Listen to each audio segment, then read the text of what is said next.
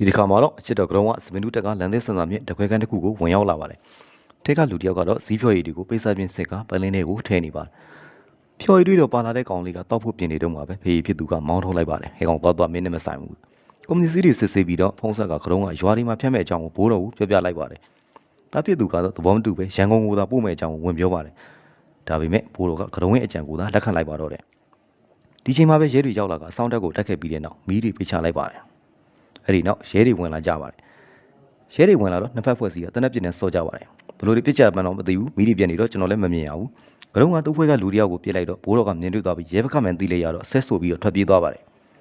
ကရုံးအပြင်ကိုရောက်လာကပဲရှိသေးတယ်အထက်ကနေတော့ပောက်ကွဲမှုတစ်ခုဖြစ်သွားပါတယ်ဖုံထားရင်လို့ပြီးတော့အဲ့ပောက်ကွဲမှုကြီးလေးဖြစ်ပြီးတော့ကားတစ်စီးကမောင်းထုတ်သွားပါတယ်ဆရာကရုံးကလည်းတွေ့ရဆိုင်ကပေါ်တက်ခွာလိုက်ပြီးတော့ထိုကောင်းဆောင်တော်ကိုလိုက်ပါတော့တယ်တနေရာရောက်မှာတော့ရေကားတွေနဲ့လမ်းပိတ်သွားတဲ့ဘိုးတော်ကကိုဆိုင်ငယ်ကိုလှဲချလိုက်ပြီးတော့ကားစီကိုလှမ်းပို့လိုက်ပြီးတော့တနက်နှစ်ချက်ပစ်လိုက်တယ်ဖောင်ထားရင်လို့ပောက်ကွဲမှုဖြစ်ပြီးတော့ကားကတော့ရက်သွားပါတော့တယ်ရဲတွေရောက်လာတော့ရှုံမပြတ်သေးတဲ့ဂျိုဂျိုလေးကတနက်ကင်ကကားထဲကနေထွက်လာတယ်။လက်နဲ့ချဖို့ပြောပြီးမြမရတာကြောင့်ရှီတော့ကိုပြောတစ်ချက်ကျွေးပြီးတော့ငြိမ်စိတ်ကျွေးလိုက်ပါတယ်။ရဲတွေကလည်းသူ့ခရမ်းသီးနဲ့အကုန်လုံးကဝိုင်းပြီးတော့ချိန်ထားကြတယ်။ကောင်လေးကအိတ်ကက်ထိတ်ကနေပြီးတော့နာကျင်တယ်ဆိုပြီးအရက်ပလင်းလေးထုတ်မယ်လို့ရဲတွေကကြောက်လန့်ပြီးတော့ခရမ်းသီးနဲ့ဝိုင်းပြလဲကောင်လေးအဲ့နေရာပဲချော်ပြီးနေပဲရောက်ရော။ဖခင်ဖြစ်သူကတော့အဖမ်းခံလိုက်ရပြီးအင်းစိန်ထောင်မှာငပိကြော်နဲ့ညာရော။ကရုံးကလည်းသပင်ချီထားလို့ဆိုပြီးတော့ရဲတပ်ဖွဲ့ကနေထုတ်ပယ်ခိုင်းလိုက်ထအောင်ကောက်သွားတော့ဆိုပြီးတော့တနေ့မှာတော့ကောင်မလေးတယောက်ကအားစားလုပ်နေတော့မှဖက်တီလီကသူမအုပ်ထုပ်ကိုစားနောက်ယူပြီးတော့တွန်းလှဲလိုက်တယ်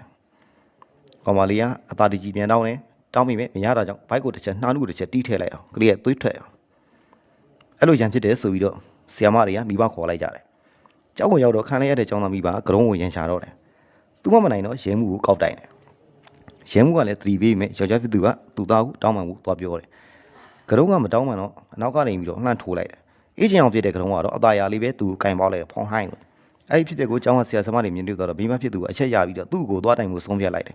ကိုဖြစ်သူစီရောက်တော့ကြတော့အဲ့ဒီကျောင်းကိုရှင်းပြလိုက်ပြီးကရုံးကိုရှောက်လန့်ပေးဖို့အကူအညီတောင်းလိုက်တယ်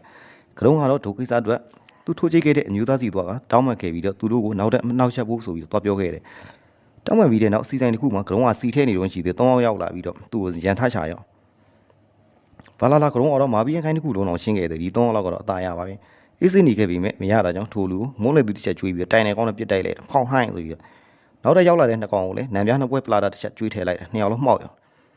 ာဒီနေ့မှာတော့ကရုံးကသူ့ရှင်းရတဲ့သမီးလေးကိုမြင်းဝယ်ပြီးရှမ်းထဲမှာမြင်းစည်းနေတဲ့အချိန်မှာပဲကြည်ပြားရဲ့အကူကကရုံးရဲ့အိမ်ကိုဝင်ရောက်ပြီးတော့ကရုံးရဲ့မှတ်တမ်းဖိုင်နဲ့သမီးဖြစ်သူရဲ့ကြောင်းလေးကိုခိုးယူသွားတယ်ဒါကိုမသိတဲ့ကရုံးကတော့ကြည်ပြားရဲ့အစင်ကိုသွားပြီးတော့ရန်ရှာခဲ့ကြည်ပြားရဲ့လင်ပူတင်ကတော့ဒီကိစ္စနဲ့ပတ်သက်ပြီးသူတကယ်မသိပါဘူးအဲ့ဒါနဲ့အစိုးရလူကိုချိန်မောင်းခဲ့ပြီးတော့ကရုံးကတတရာလေးအိမ်ကြီးကထွက်လာခဲ့တယ်။ကြည်ပြားရဲ့အကူကတော့စီမုံတွေကိုတနိုင်ငံလုံးဖြန့်မှုပဲရီစားနဲ့အတိုင်ပင်နေခဲ့တယ်။ပြီးတော့ကရုံးကလည်းဆိုင်ရသမားရဲ့တာဖြစ်သူသွားတဲ့သူလည်းဖြစ်ကြောင်းဆိုင်ငယ်အဖွဲ့ကိုသွားပြီးအချောင်းကြားဖို့ဆိုပြီးတော့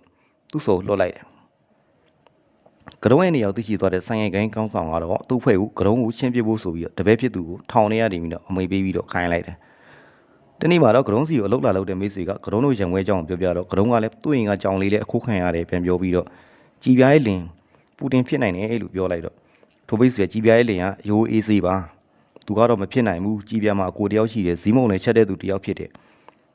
မင်းပစ္စည်းကိုခိုးယူသွားတာသူဖြစ်နိုင်တယ်လို့ပြောပြလိုက်တယ်ကရုံးကလည်းကြည်ပြားရဲ့အကိုအိမ်ကိုခိုးဝင်ပြီးတော့ဟုတ်မဟုတ်သေချာအောင်လို့ဆိုပြီးတော့အရင်ဆုံးဂေတာရှိတဲ့ဆိုင်တွေကိုသွားပြီးတော့မျက်နှာချင်းဆိုင်ပြီးသူ့ကိုလာမနောက်ချက်ဖို့ပြောပြီးတော့ပြဿနာချင်းသူလည်းပဲရှင်းမှာသမီးကိုတော့မထိပါနဲ့သူ့အိမ်ကိုလည်းငကြောက်တကောင်ဝင်လာပြီးတော့သမီးရဲ့ကြောင်ကိုပါခိုးယူသွားတယ်လို့ထဲပြောလိုက်ထိုလူကလည်းဒီလိုအဖေတယောက်ရှိနေမှာတော့သမီးဖြစ်သူကကြောက်စရာမလိုပါဘူးခမရသမီးကိုပြောလိုက်ပါလို့ပြန်ပြောလိုက်တယ်ကရုံးကတင်းပြီးတော့နောက်တရက်မှာတော့ထိုလူရဲ့အိမ်ကိုဝင်ရောက်ပြီးတော့စစ်ဆေးရဇီးမုံချက်တာတွေကိုသွားတွေ့တယ်အဲ့ဒါနဲ့အဲ့ဒီနေရာဖောက်ခွဲဖြစ်ဖို့ဆိုပြီးကြံစီပါတော့တယ်သူကမီးသီးလုံးကိုဖြုတ်ပြီးတော့အပေါက်ဖောက်လိုက်တယ်အပေါက်ဖောက်ပြီးတော့ရေနံစီတချို့ကိုထည့်လိုက်တယ်မီးသီးပေါက်ကွဲမီးထားလောင်မှုဆိုပြီးဇပွဲမှာလည်းဖြန့်ကျဲထားလိုက်တယ်အဲ့ဒီချိန်မှာပဲကြောင်ဝတန်ကြားလို့သွားကြည့်လိုက်တယ်အနောက်ကနေလူတယောက်ကလည်းတနက်ပြင်းကောက်ချိန်လိုက်ကရုံးကတစ်ဖက်လဲလိုက်ပြီးတနက်ကိုလူပြီးထိုးလူကိုတနက်တင်မြတစ်ချက်ကျွေးလိုက်တယ်။မှောက်ရော။ကျောင်းလေးကိုခေါ်မယ်လို့တန်တော့မြေခေါင်းပေးစားခြင်းခံလိုက်ရတယ်။ကရုံးလောကကြီးတစ်ခုလုံးတော့မှောင်မဲရော။သူ့ကိုရိုက်လိုက်တာကတော့ဓာတ်ဆီဆိုင်မှာရံပြေးခဲ့တဲ့အဖွဲကလူတယောက်ပဲဖြစ်တယ်။ထိုလူကတော့မကျေနပ်ချက်တွေနဲ့တစ်ချက်ထိုးလိုက်ရင်နှစ်လိုက်တစ်ချက်ထိုးလိုက်ရင်နှစ်လိုက်တစ်ချက်ထိုးလိုက်ရင်နှစ်လိုက်ခဏကြာတော့သူ့သမီးဖြစ်သူနဲ့စတော့တယ်။သမီးဖြစ်သူကိုရန်စားလာတော့အစိုးရလူရဲ့နှာခေါင်းကိုခေါင်းနဲ့တစ်ချက်ကျွေးလိုက်ပြီးရှေ့အောက်ကန်ရှိုးလိုက်အနာကလူကလည်းဘောပိတ်ကငါရှိလောင်းတဲ့ကောင်မိတ်ဆက်ပေးလိုက်။သုံးတယောက်ဖိုက်တင်ပလေးပြီးတဲ့နောက်ကရုံးကလည်းအိမ်ကိုအေးအေးဆေးဆေးပြန်လာခဲ့တယ်။အိမ်ကိုပြန်ရောက်တော့ နေရာပြောင်းမယ်ဆိုသမီးဖြစ်သူကိုပြောပြတယ်သမီးဖြစ်သူကလည်းဒီနေရာနဲ့မသွားချင်ဘူးဒါပေမဲ့စေသမားဂီတာကတော့ကတုံးကိုရန်တိုက်ပေးလိုက်တဲ့ဆိုင်ငယ်ကိုင်းဖွဲနဲ့စကားပြောနေခဲ့တယ်ကတုံးရဲ့ဒီနေရာကိုပြောပြပြီးပဲလေသူတို့နဲ့အတူလိုက်ခဲ့ဖို့ရခေါ်ခဲ့တယ်ဂီတာကတော့လူမြင့်ကွင်းမှာရဲတွေရှိတဲ့အခါသူချင်းနေဖို့လိုတယ်ပြောတော့ဂီတာရဲ့ကောင်မလေးကိုဆိုင်ငယ်ကိုင်းဖွဲကခေါ်သွားခဲ့တယ်ညရောက်တဲ့အခါမှာတော့ဆိုင်ရဲတို့ဖွဲကကတုံးစီကိုထွက်လာခဲ့ကြပါတယ်ချောင်းဆိုင်မှာလေးကိုရက်ပြီးတော့ကောင်မလေးကိုလေမှာစောင့်ဖို့မှာထားခဲ့တယ်အန်နီကိုကြိုးသိနေတဲ့ကတုံးကတော့ကရင်အောက်ကနေလက်နဲ့တချို့ထုတ်ပြီးတော့တက်ဆင်နေပါတယ်ညင်းဆောင်မှာစောင့်နေတဲ့မိတ်ဆွေနဲ့လူဆိုးဖွဲ့ဟာအရင်တွေ့တိုက်ခိုက်ပြီးတငယ်ချင်းပြည်သူဖတ်တီးလက်ချက်နဲ့အဆိုပါငနေတဲ့ကောင်အောင်ချောရောဒီလူနဲ့ဖတ်တီးရဲ့ကားစီသွားပြီးတော့ကရုံးသီးဖို့ဆိုပြီးဟောကိုဖိတီးလိုက်တယ်ပန်းပန်းဟွန်းချေပေါ့နော်ဟိုနေတဲ့ကြောင့်ဖတ်တီးလေတနက်တူနဲ့လှမ်းပြီးတော့ပြစ်ခံလိုက်ရဟောင်းခိုင်းမှောက်ရွာကောင်လဲဟိုနေတဲ့ကြတော့ကရုံးကသမီးဖြစ်သူနေရာတစ်ခုမှာပုံခိုင်းလိုက်တယ်နှုံချတဲ့လူဆိုးတယောက်ကတော့အိမ်ထဲကိုရှီခံပြီးစောင့်ဝင်ကရုံးကလည်းနှလုံးပြူးနဲ့ထိုင်ဆောင်တကားလည်းအပွင့်နှလုံးပြူးနဲ့ထိန်ထိုင်းဆိုပြစ်တက်တယ်အဲကောင်လည်းနောက်ပြန်လေးပြီးချောရောနေပြန်ရောက်ရောအဲတနက်တန်ကျတော့သမီးဖြစ်သူကလန့်ဖြန့်ပြီးအားဆိုអော်လိုက်တော့သူ့နောက်ကိုလူတယောက်ကလိုက်ရောသူ့နောက်ကိုလူလေးလိုက်ရောကောင်မလေးထွက်ပြေးတော့အဲ့ချိန်မှာကရုံးကလည်းကြမ်းတဲ့လူနဲ့ပြစ်ခတ်တာဖောင်းနိုင်နဲ့သမီးဖြစ်သူနောက်ကိုလိုက်တယ်သမီးဖြစ်သူကိုတနက်တဲ့အပြစ်မခံမဲ့ကရုံးကလည်းနောက်ကနေပြီးလက်အုံရိုက်ယူလိုက်တယ်ဖောင်းနိုင်လို့တစ်ချက်ပြလိုက်တော့ကောင်မှောက်တော့ကြာချိန်မှာပဲနောက်တစ်ခါကနေပြီးကရုံးနောက်ကနေဝင်လုံးတော့သမီးဖြစ်သူပြေးခိုင်းသမီးပြေးအာနိုင်ငနေနဲ့သူတပြန်ကိုတပြန်ဝင်လုံးပြီးတဲ့နောက်အဲ့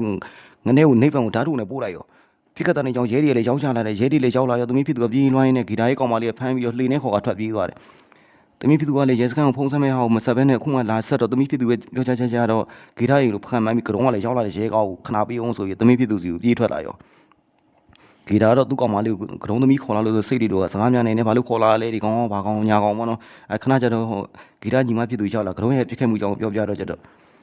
ကရုံးကဘယ်ရပါညာပါနဲ့ပြောတယ်ကျတော့ဟိုကောင်လည်းမသိဘူးနဲ့အဲ့နဲ့စိတ်ဝါမီကိုဖွင့်လိုက်တော့ကရုံးစင်လာတဲ့မီးသီးနဲ့တက်စီတွေကြောင့်ဂီတာစိတ်ကိုတစ်ခုလုံးမီးထားလောင်တော့ဂီတာစိတ်တော့ညီမဖြစ်သူနဲ့စကားများပြီးတော့တနက်ပြမတော်တဆပြင်းမိလိုက်တော့မနော်ဖောင်းအဲ့နဲ့ညီမဖြစ်သူကအနိဗ္ဗာန်ရောက်ပြန်ရောအဲ့မှာတခါအားနဲ့စိတ်ဒီဆိုပြီးတော့သူ့ကောင်မလေးအော်ပြီးတော့ကရုံးဖြစ်သူသမီးကိုခေါ်ပြီးထွက်လာအားနဲ့ကရုံးနဲ့လမ်းမတွေ့ပြီးတော့ကာချင်းပြိုင်မှာဒါဘောရောက်တော့ကရုံးနဲ့ရှင်တိုက်လိုက်တယ်မှာကရုံးကမှောက်ချင်ကရုံးမထနိုင်အချိန်မှာဂီတာဒီကောင်တောက်ကိုသွားမယ်ဆိုသမီးဖြစ်သူကတောင်းမှန်တယ်မလောက်ပါနဲ့သမီးဖြစ်ကိုမတက်ပါနဲ့မလောက်ပါနဲ့ဆိုပြီးတော့အဲ့ချိန်မှာကရုံးကသတိရတော့ဟိုကောင်ရှိတော့အမှောက်တိတ်လိုက်ပြီးတော့နက်ဖက်ပြစ်မိလို့ထိုးကြိတ်တော့ထိုးကြိတ်ပြီးတနက်နဲ့ပြစ်မယ်လို့သမီးဖြစ်သူကမတက်ပါနဲ့ဆိုတော့အားနဲ့မတက်ဖက်နဲ့ရဲတက်အပ်လိုက်ရောနောက်တစ်ချက်ကရုံးကသူ့ကိုတခန်းထဲဘေးရှိတဲ့ထုံသွားပြီးတော့ထွက်လာတဲ့အချိန်ဒီမင်းကစောင်းနေမယ်ဆိုပြီးတော့ဖုံးဆက်ပြီးသွားနောက်တာရန်ချုံငင်းသွားတဲ့ကရုံးကတော့သူချစ်ရတဲ့သမီးဖြစ်သူနဲ့အတူရန်ကုန်တောင်ကြီးအင်းလေးပေးနေရကလောပကံစားတဲ့မြို့များကိုရှောက်သွားခဲ့ပါတယ်ဇလန်းလေးကတော့ဒါပါပဲခင်ဗျာ RPG ချူကြတဲ့မိတ်ဆွေများကျေးဇူးထူးတင်ပါတယ်